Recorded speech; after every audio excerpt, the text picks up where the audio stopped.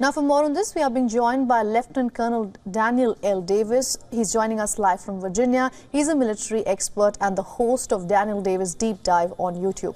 Welcome to the broadcast, sir. Thanks for having me. Right now, as things stand in West Asia, how probable do you think is that the Israel-Gaza conflict will spill over and become a regional issue?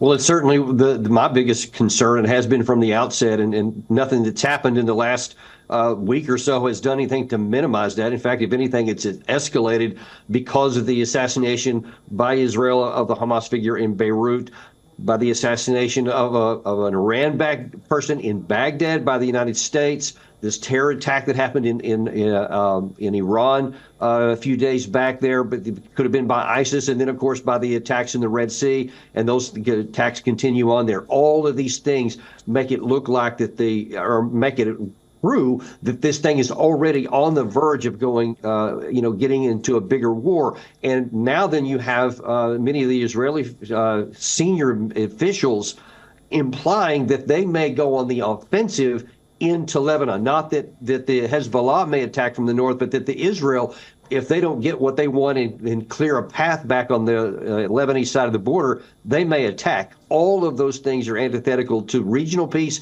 and to U.S. national security interests. Right. Mr. Davis, you're a military expert yourself, so bring in your expertise here.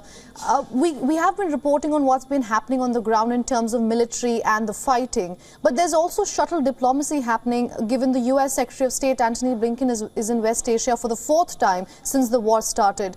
So could you bridge the gap between the military that's happening, the military presence that's happening, and the diplomacy? How much of it has actually been successful? Well, it's muted, I think, at best from the United States. And many of these trips by Blinken and several other U.S. senior officials, National Security Advisor, Secretary of Defense, have not really gotten that much success. Our influence in the region seems to be diminishing.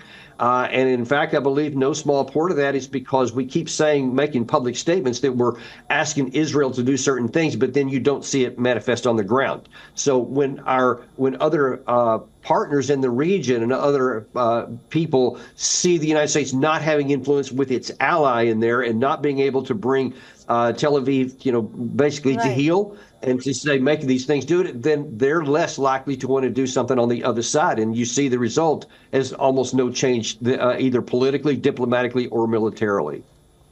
All right, Mr. Davis, thank you so much for speaking with us here on WION and getting us all your insights. Thank you.